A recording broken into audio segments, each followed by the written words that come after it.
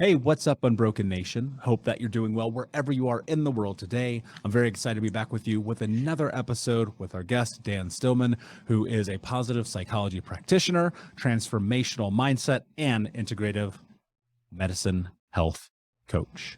Dan, my friend, how are you? What is happening in your world today? Hey, how you doing, Michael? I'm good, man. Thank you for having me on the show. I really appreciate the opportunity to speak to your audience. So thank you. Yeah, I'm very excited, man. We connected a couple of months ago. I loved your story, your mission, and your journey. And I felt that you'd be just an amazing person to come on and have a conversation today. And I'm excited to dive deep with you. But before we do that, tell us a little bit about yourself, your history, your story, your journey, and how you got to where you are today. So it all started at a very young age for me, dealing with trauma. We're not in control of the situations that we're born into. And I don't know, right, if we know this before we come into this world, if we choose it, I guess we'll find out hopefully when we pass away or move on to the next realm.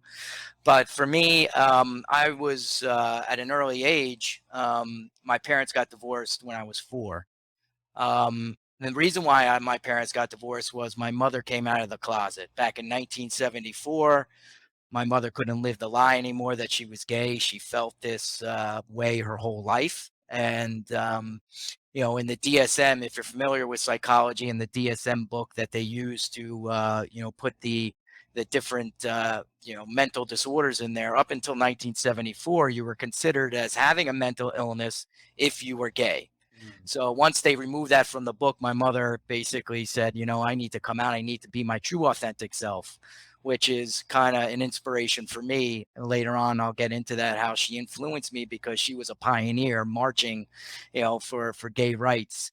But as a result of that, I was an only child and my parents got divorced. Of course, going through a divorce, being an only child, or just even if you have siblings, is traumatic enough. But was even more traumatic for me was I had 3 cousins, my mom's sister, who were like my brothers and sisters. And as a result of my mom coming out of the closet, they didn't want to have anything to do with us anymore. So they kind of just abandoned us. So that was kind of the first, not that I understood what was going on, that shame kind of started for me at that particular time of that, the belief of what's wrong with me, right? Which most people don't understand about the beliefs and how much they influence our thoughts, our feelings, our actions, and our results.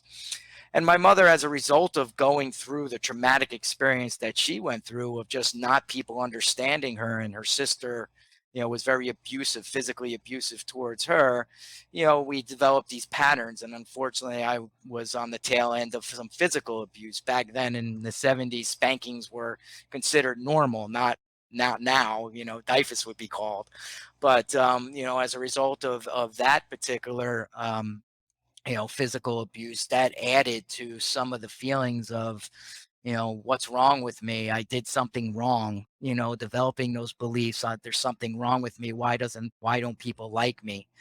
And then at the age of 9, my dad he was in my life for a while, but then he got remarried, and I have two half brothers and a stepbrother, but he decided to move to Florida. I live in New Jersey.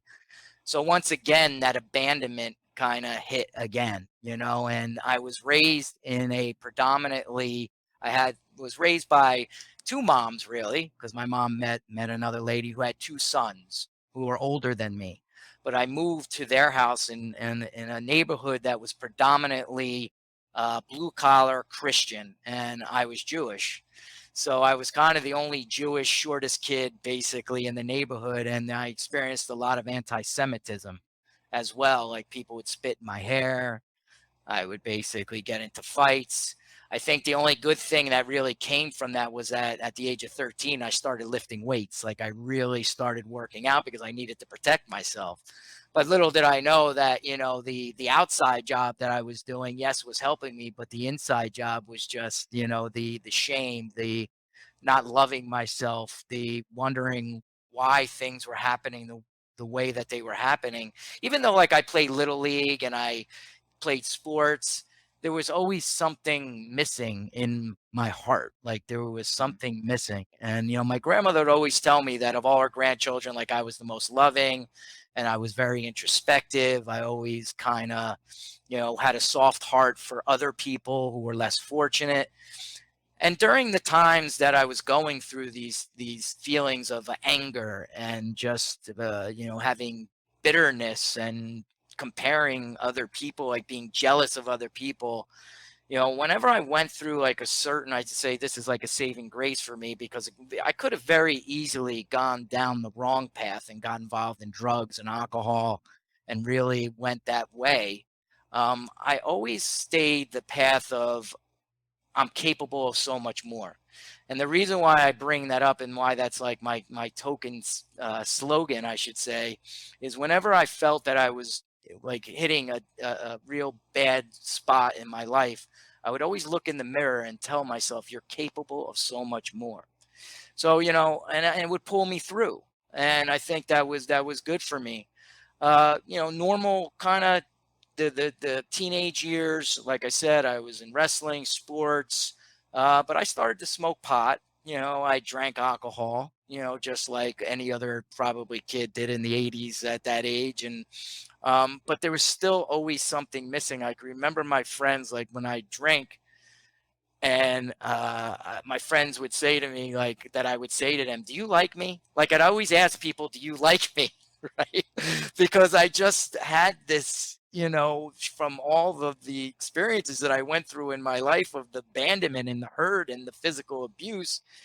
I didn't like myself. Therefore, I was just wondering if people were just being fake to me. Right. So I kind of just grew up thinking like this and having a low self-esteem and not having confidence in my true ability. Right.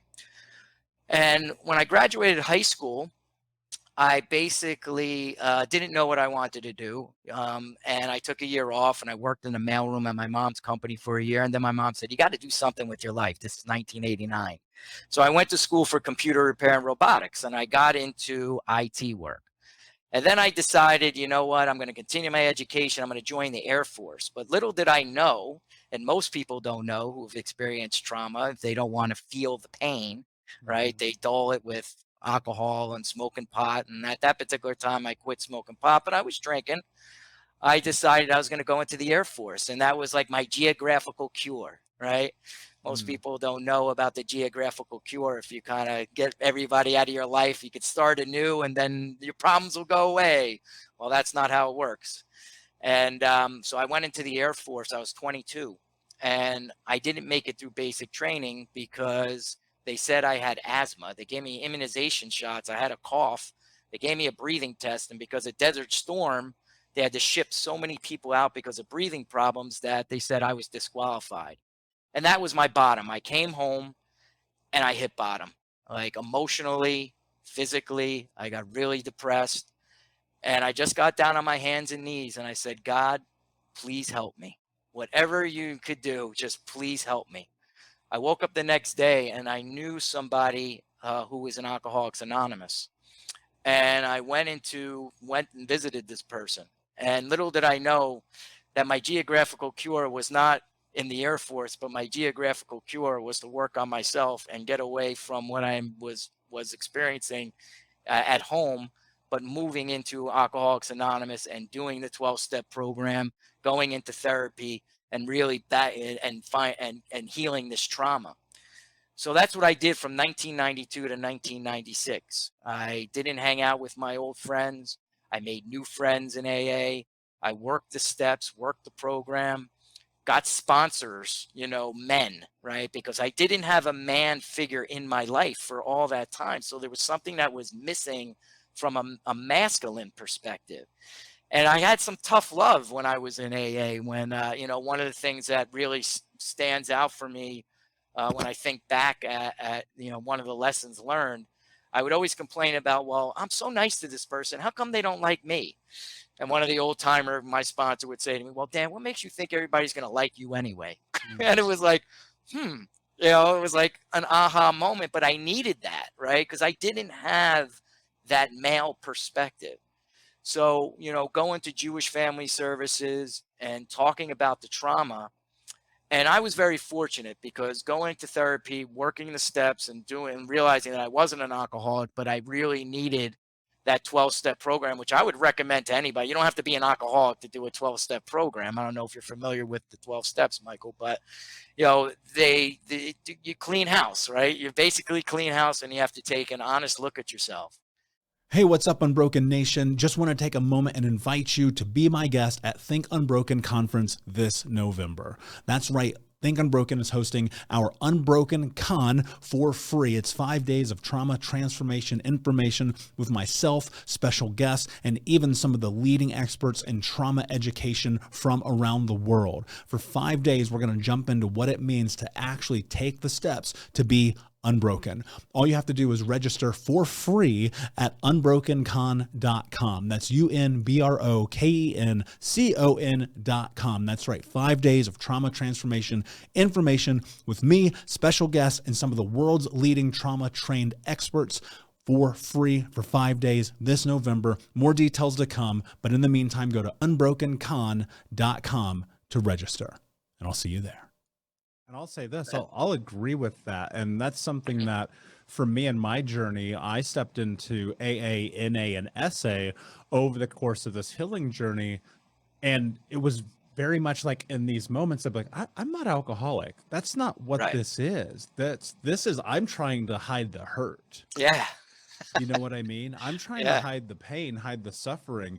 And I think it's really interesting because sometimes I would sit in AA and I would look around and go, I don't think you're an alcoholic, other person. I just think you need a fucking hug, man. Yeah, I agree with you, man. It was because there's young kids in there, and you're like, how could you be an alcoholic? Now, I'm not knocking on Alcoholics Anonymous because there's some hardcore in NA. But for me and for you, obviously, you realize like, wow, there's some value to this, but I maybe need to go somewhere else to get what I need. I'll take what I need from this particular, medium and appreciate what it's given me and be grateful. But, then life goes on. Right. Mm-hmm. So, going through those 4 years, I was lucky enough and fortunate enough to be able to confront my mother, to be able to confront my aunt and uncle and confront my dad, to deal with the trauma, to say, why did you do the things that you did? Right. Mm-hmm. I healed the hurt with my mom. She obviously got help for herself, went to therapy to deal with her things, realized that she was bipolar and got medication for that, and apologized like how horrible it was for me that I had to experience that physical abuse. My aunt and uncle, they said that basically they were just trying to protect their children. And I don't really have a relationship with them today as a result of that, because it was just kind of like, okay, that was not really a good reason. I could understand the reason, but you kind of just left me alone, right? And my father, I went, and one of my life experiences, not having my father in my life, I decided to go live with my dad. Right. He lived in Florida. So in order to find the piece of me that was him, or vice versa, I don't know if I'm saying that right, but I think you get the gist of what I'm trying to convey. I went and moved to Florida, and it only took me 3 months to live with him in Florida to realize that I really didn't miss anything. Like I wouldn't have, he was a simple man. I kind of understood why he did what he did. And I think what it all boils down to is forgiveness, right? Mm. And I think part of my healing journey really has been not only forgiving other people, but more importantly, forgiving myself, learning to love myself. When I was 22, when I went into AA, I wrote these things and copyrighted them. They're trademark, called the 9 Ingredients of Love. Their sincerity, courtesy, unselfishness, patience, tolerance, humility, good temper, generosity, and being guileless. And I hung those on my refrigerator, and I read them every morning and every night, right? Besides doing other work, such as learning what self-centered fear was, either afraid I was going to lose what I have or not get what I want and needed. And what was the antidote to that? Learning to live in the moment. Learned about unrealistic expectations, like how unrealistic expectations played a big part in myself and how I placed them on other people, which led to a lot of disappointments, because expectations could lead to disappointments. Yeah. And actually, I want to ask you a question about that, Dan, because I had a thought as you were mentioning that you went to confront your mother, your father, your aunt and uncle. And I feel like that actually ties into exactly what you were talking about, that people have these expectations of outcome.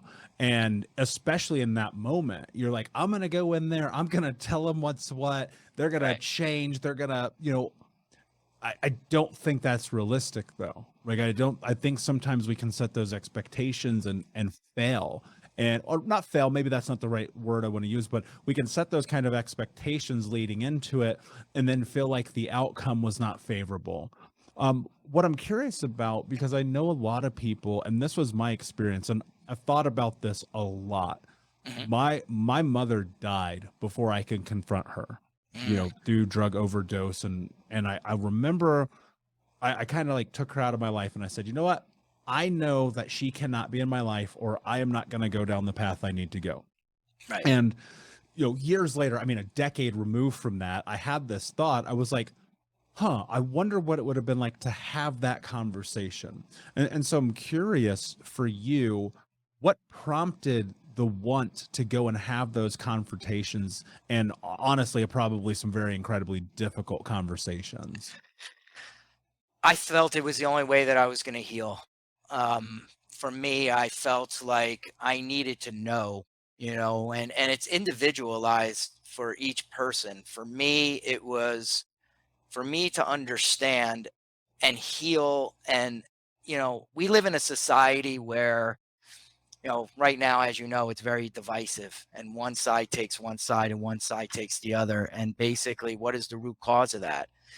We get hooked into one side of a story and we never gather the full facts and then make a decision, right?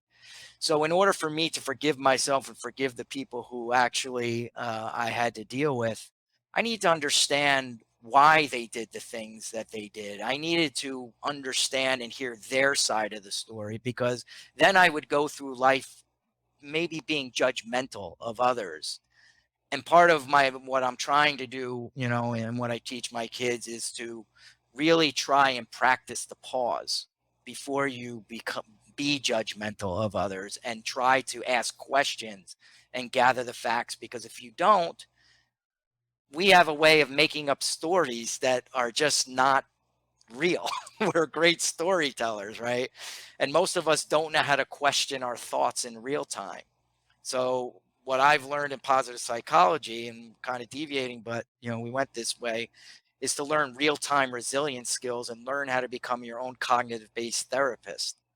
And by doing that, by finding the evidence for and the evidence against a certain thought based on a thinking trap that you may be experiencing, such as mind reading or externalizing or personalizing or maximizing, minimizing, I think it's really important to put things in perspective and to understand where this is coming from, and is there any validity to the information that you're thinking and what you're gathering.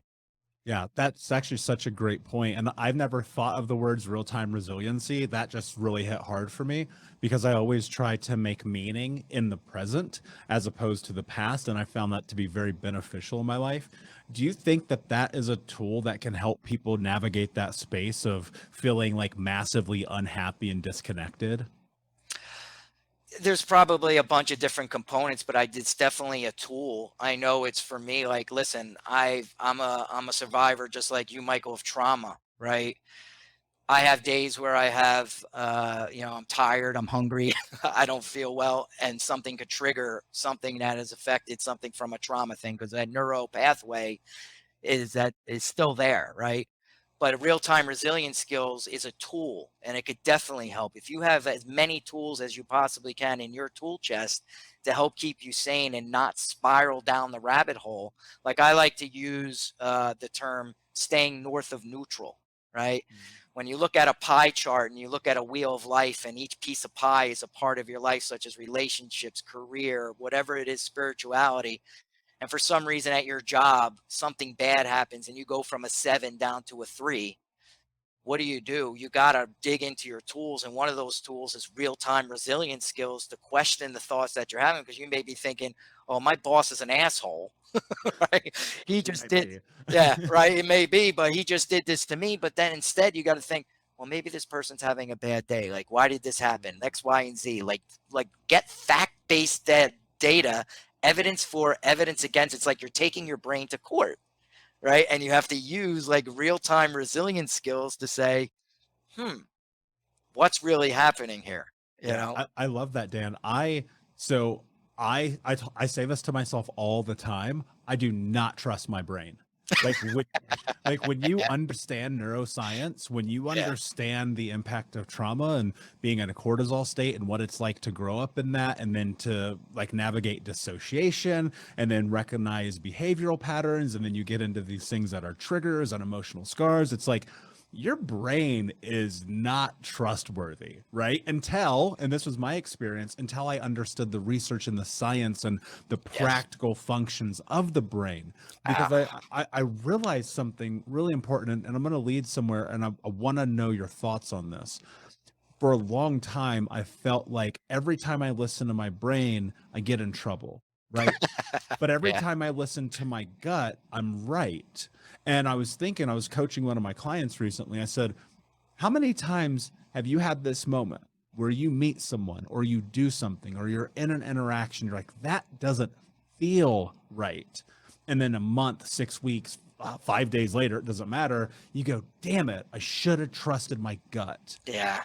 Do I, Yeah. am I on the right path there? Oh yeah, you have an intuitive thinking system, which is your gut feeling. And when you're making like some serious, there's a difference between making a short-term decision when you're going to the store and you got to purchase something off the shelf, compare with like a decision that's really a hardcore decision that you have to make that may impact your life. It's always the good if you could sit on it and really kind of think about the decision and not rush into the decision, right? Sometimes those things come quickly. It's your gut feeling. Like, for instance, just as an example, you probably had this experience. You look at the weather report, they say it's going to rain. You look in the mirror, you're talking to yourself, brushing your teeth, say, I should take my umbrella today, right? And that's your gut telling you. And then your other voice comes into your head, which is metacognition, because you're talking to yourself, says, nah, you don't need the umbrella. That's your ego. What happens? You go outside, you don't bring the umbrella, and you get rained on. You're like, I should have brought the umbrella, right? So it's so true. It's like, depends on what kind of decision you're making. But I always try to listen to that first voice. Whenever I question Mm. myself from when I say, nah, I'm like, whoa, whoa, whoa. What's that nah? That's when I got to say, practice the pause, Dan. Practice the pause. Yeah, that's so great. I want to go back a little bit. Mhm. When you're in this pivot to start stepping into the path that you're on now, I'd love for you to kind of paint a little bit more of a picture that has led you down this pathway, because obviously you do a lot of really beautiful things around psychology and mindset, but particularly I want to talk about positive psychology. And so Yeah. I'm curious, like what led you down this path and how has it impacted your life?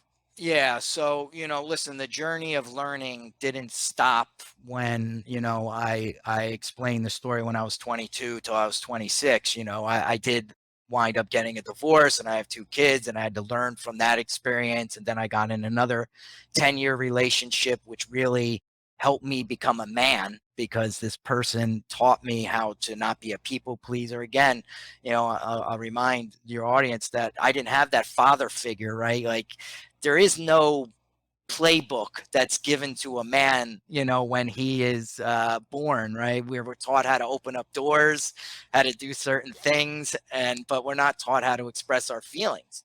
So I still had to learn how to become my true authentic self, how to be more vulnerable, not be a people pleaser, like how to interact with people, especially with someone from the opposite sex. And in that 10-year relationship, I learned how to be vulnerable and accept a strong woman into my life, how and ask and be able to ask for help. I learned how to express my needs and wants. I learned a bunch of things in that relationship.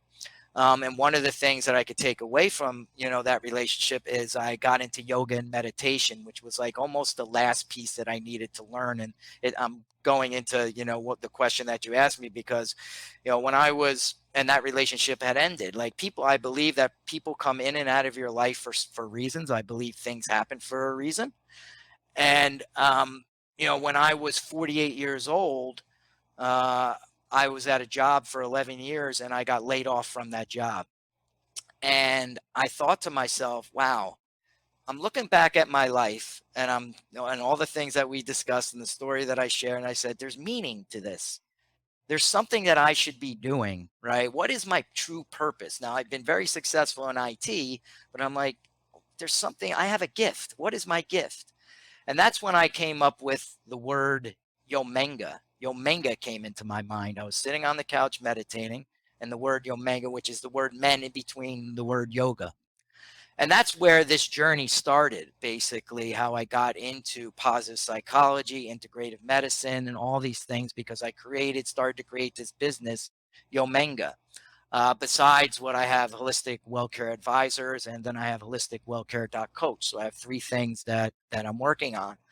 And I decided, I said, I need to create a course because all these things that I learned that have helped me, if I would have known them between the ages of 21 and 29, I think that, and I'm talking about positive psychology principles such as growth mindset, real-time resilience skills, self-regulation, mind traps, how to become your own CBT therapist, how to understand that your neuroplasticity, how your brain works, your limbic system, prefrontal cortex, all these wonderful things that positive psychology teaches you. I said, I need to like create something that I could help people between the ages of 20 and 29, which are, those people are called Bicenarians. If you didn't know that, I said, because if I create this course, these people are going to have a better head start than I did because, I think when you turn 30, I think that's when those are your most important decision-making years. I think that's when you're deciding, do I want to get married? Do I want to have children? Where do I want to live? What career do I really want to get into? And I think if I would have had some of these skills back then, I probably would have made much different decisions. So that was really the main reason. And also, well, that was, the Get Real Deal and Heal course that I created that was part of Yomenga. But since that time, since 2018, when COVID hit, I had to pivot, and Yomenga's kind of gone in a different direction. And now, this holistic WellCare advisors is what I do also as well. It's kind of gone in a different direction, but they all kind of tie back to each other. The thing that, with the Yomenga thing, I just felt that, back in 2018, when things were coming out, like Matt Lauer and a bunch of other people were getting in trouble for a lot of the things that they were doing, I said, I didn't like the word toxic masculinity. I don't mind the word masculinity, but I'm kind of offended by the word toxic because I don't consider myself a toxic person. What I consider myself is an uneducated man. So when I refer to, anything that has to do with teaching men how to become more spiritual, emotional, physically better for themselves, I like to call it uneducated masculinity. So that's kind of how that started as well. Hey, Unbroken Nation, we'll be right back to the show, but I wanted to let you know that you can grab a copy of my first book, Think Unbroken, Understanding and Overcoming Childhood Trauma, for free. If you go to book.thinkunbroken.com, you can download the PDF ebook version of the book and get everything that I know about the baseline of healing trauma for free, downloaded to your email right now. Just go to book.thinkunbroken.com to download your copy of Think Unbroken, Understanding and Overcoming Childhood Trauma for a PDF for your phone. Again, that is book.thinkunbroken.com. Yeah, I actually relate to that a lot. I was on a podcast, a pretty big show recently, and I was having a conversation with the host, and I said, I don't subscribe to this toxic masculinity idea because the truth is, for so many of us, and I can only speak as a man, obviously, like you, I was raised by women.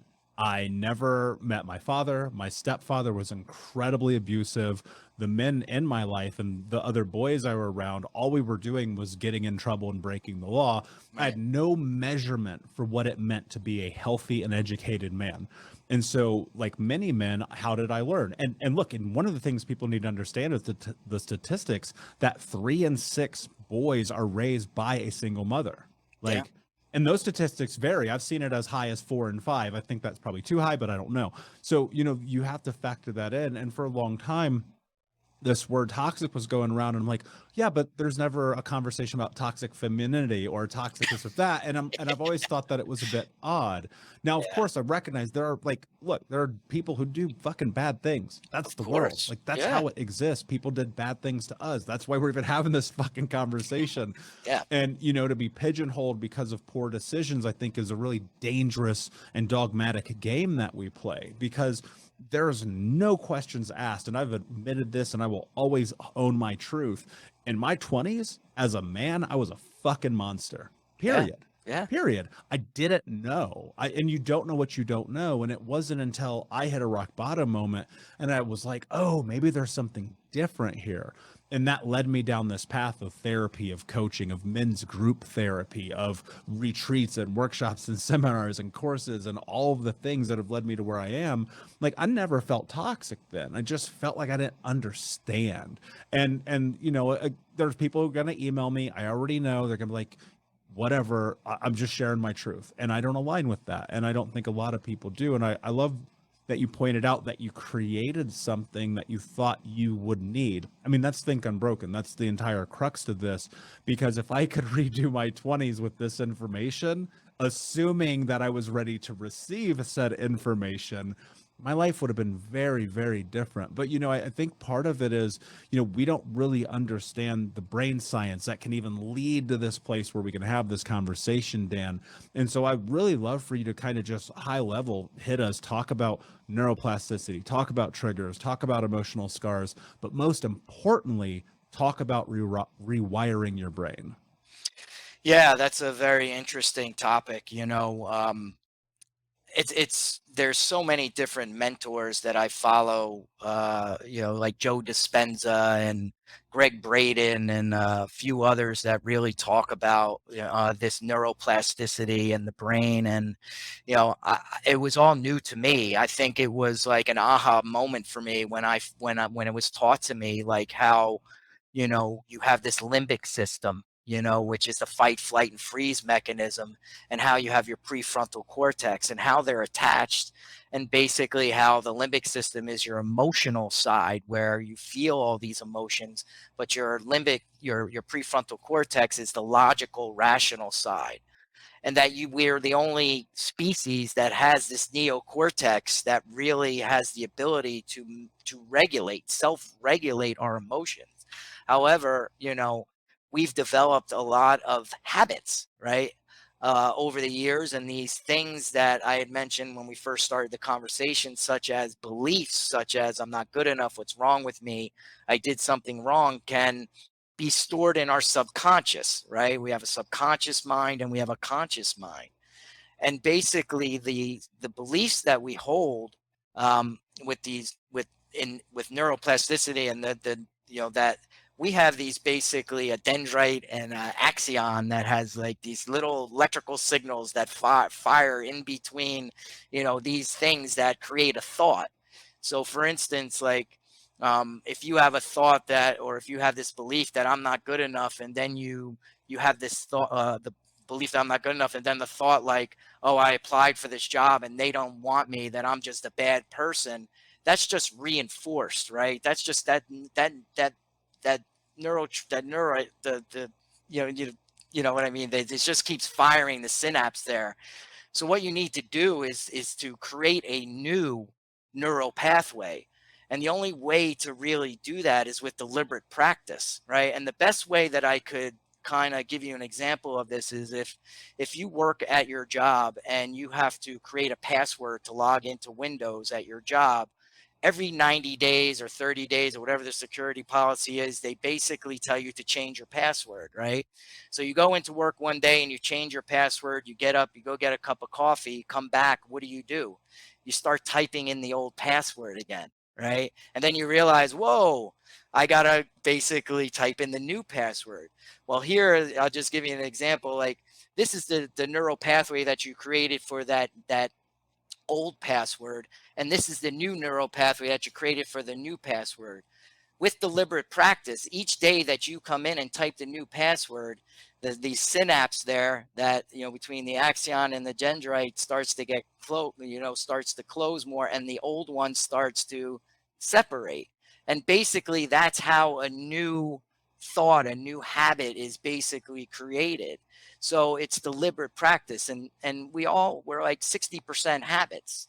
So, if you want to kind of like change something in your life, you have to just kind of do repetition, repetition, repetition to change it, to build up that new neural pathway. And that takes time, but it could take a short time. It depends on, how big of an experience it is and how impactful it is. Some people change right away, but over time, like when I had to learn to love myself, and I gave you that example of when I created the 9 ingredients of love, how I read them morning and night, it took probably like 5 months before I was able to actually move that from my head to my heart.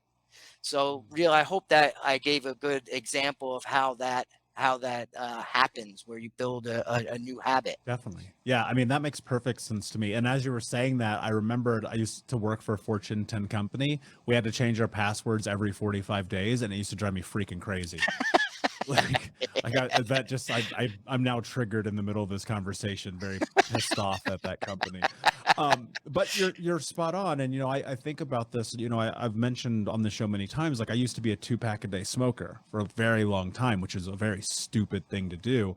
And I quit smoking 1,000 times, right? But it was this repetitive process of, can I create a space of time between cigarette to cigarette to cigarette to cigarette? And like 30 minutes became 40 minutes, became an hour, became 3 hours, became one day, became 3 days, became a year, became now a decade later, right? And so a lot of that is really about changing that, and that's a behavioral habit too. You see so many research studies point to addiction isn't even about the necessarily the substance as it is the behavior around the substance, right? That's why you see people who, they, one of the things that they will do is, especially smoking is an easy one because we're talking about it, Right. but it's a mouth thing. It's a behavior of this, the back and forth of in conversation at the bar. And so if you can just change that, maybe use a toothpick or a straw or chewing gum, it changes the behavior, thus making those synapse connections and creating the behavioral change. One of the things that I think people particularly struggle with, and this was my struggle as well, was in this space of honesty. Like as I'm sitting here with you, Dan, I'm like, oh, we're having a very real, raw, honest Yeah. conversation. And I think so many people struggle with opening and having their heart open and doing that, especially in connections with loved ones. And so I'd love for you to talk about some techniques that people can use to better connect. And I think you pointed to something I thought was really powerful. You were in a relationship where you started learning that. And to me, I feel like a big part of it is the human connection that we have, because that can be created. But I'm wondering if you can break down some ideas of how people can openly and honestly connect with their truth with other people. I think it comes down to really being vulnerable and not being scared. And that's a hard thing because, most people, when they want to create like some behavior change, there's usually some fear. At the core is fear, false evidence appearing real because we've, through society, environmental factors, and again, these beliefs, we develop these thoughts. And one of them is that we're afraid of what people think of us, right? If we are vulnerable, if we do open up to, a loved one of how we feel. Yet, from my experience, people already know how you feel. We're energetic beings. And from my experience, people know, like loved ones know when something's going on with you because they usually ask, hey, what's wrong with you? And then what do? We say, oh, nothing, right? And I think that's what you're getting at, Michael, is like when somebody kind of asks you like what's wrong and then you back away, where does that come from? Like, is it come from some shameful thing? Is it some guilt? Is it just low self-esteem? Is it you're afraid of what people are going to think of you? Do you feel weak because you've watched on TV, like, people being chastised and put down for expressing their feelings? If you were raised in a family that didn't have great communication style and they were aggressive, right, or passive aggressive or passive, right? You will develop those communication skills as well. So then you become fearful. And I think the only way that you could really try and overcome that is to just walk through your fear and just have to have an honest conversation. Find somebody that you can have an honest conversation with. And it may not even be a family member. Just because you have a blood relative doesn't mean that they're the most closest person to you. It could be a friend as well. If you can't do that, I would suggest writing your thoughts out, writing them so that way they're not stuck in your brain. Because I know for me, if I have something that's bothering me, when does it usually affect me the most? Right before I go to bed. I'm just like thinking and thinking and thinking. I'm like, oh God. So then I got to write that down. So, I think that's the best way that you could actually, really address this, is to not be fearful and, express your feelings.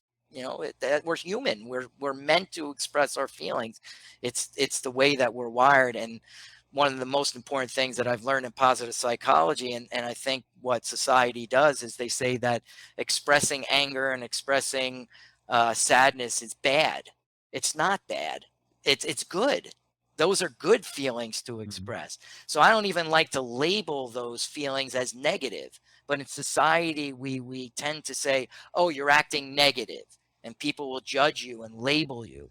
And you have to, learn that that's not the correct way of how it is. And you want to surround yourself with people who are going to understand that and to give you the support that you need. I agree. And I think also one of the things that you find and you discover as you step into that is the people who want to push back and, even chastise you about being an emotional human being, they have their own work to do. Yeah. Right. I mean, I'll never forget once I had a conversation with a group of friends and I was sharing something very intimate and vulnerable and important in my life. And you might as well thought I was talking to a wall. And Yeah. and I realized in that moment, I was like, oh, these aren't my people. Yeah. And that's a hard truth because, I think natively to the beginning of your story, like we want people to like us, but what you will discover, and this has been my discovery, is that as you hold your truth and as you step in your power and as you even recognize like that shift, right? Because you've had that shift, that rewiring in your brain to go from I'm concerned if people like me to I like me first, and if they don't, that's fine. Yes. That's a process. That's a journey, and you have to give yourself some space, some grace, some compassion, and some empathy to arrive there. And on a long enough timeline, just like the password, it will hold true that you remember who you are. Dan, my friend, this has been an amazing conversation. Before I ask you my last question, where can everyone find you? Well, you go to my website at holisticwellcare.coach, and you could find me on all the social media platforms as well: Instagram, LinkedIn, Facebook, TikTok. So that's where you could find me. Brilliant. And of course, we'll put the links in the show notes for the audience. My last question for you, my friend. What does it mean to you to be unbroken? I think it means everything. I think it means, honestly, the first thoughts that come to my mind is that I have the freedom to be my true, authentic self, and to love myself, and to not worry, and to experience greatness, and to continue to basically share my story and share my light, and hopefully be able to help as many people as I possibly can, because I think that's what it's all about. I literally same. Brilliant, my friend. Thank you so much for being here. Unbroken Nation, thank you so much for listening. Please like, subscribe, comment, share, tell a friend. And until next time, my friends, be unbroken. I'll see ya. We'll be right back to the show, my friend, but I wanted to let you know about our brand new podcast community for Think Unbroken podcast. I know that for so many trauma survivors like myself, for the longest time, I felt alone, like nobody got it, nobody understood, and that I was just going to have to figure this out on my own. But that's not true. And the reason why we created our brand new Think Unbroken Academy podcast community is so that we can bring all the members of the Unbroken Nation together in a place where we can can learn, grow, heal, change, and transform our trauma into triumph. I would love to have you come and be a part of the brand new community. Just check out thinkunbrokenacademy.com or click the link in the podcast description. And I cannot wait to see you there, my friend. Again, just head over to thinkunbrokenacademy.com. And until then, be unbroken. Thank you so much for listening to Think Unbroken. Please share this episode with someone who could use it and help us move forward in our mission of ending generational trauma in our lifetime. And if you would, please take 5 seconds to pop on iTunes or Spotify, hit that 5-star, leave a review, and you can also reach out to us on social at Michael Unbroken or at Think Unbroken. And of course, you can check out our YouTube channel at Think Unbroken. Thank you for being a part of Unbroken Nation, my friends, and until next time, be unbroken.